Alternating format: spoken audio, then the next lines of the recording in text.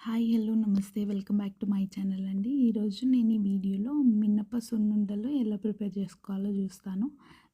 చాలా ఈజీ అండి. ఇది చేసే వరకు నాకు కూడా తెలియలేదు. 2 కప్స్ మినపప్పులో 2 టేబుల్ స్పూన్స్ రైస్ వేసుకొని మంచిగా లో ఫ్లేమ్‌లో వేయించుకోవాలి. వేయించుకున్న దాన్ని కొంచెం కొంచెంగా మిక్సీ పట్టుకోవాలి. ఫైన్ పౌడర్‌లా పట్టుకోవాలనమాట. నేను 2 కప్స్ మినపప్పుకి 1½ కప్ బెల్లం వేసాననమాట.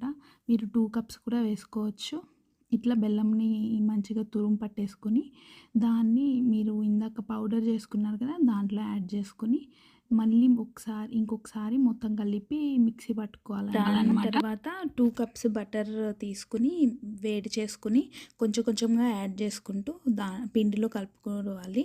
ఆ పిండిని కలుపుకొని దాన్ని ఉండలుగా చుట్టుకోవడమేనండి. చాలా ఈజీగా ఉంటుంది. ఒకసారి మీకు కావాలంటే ఒకసారి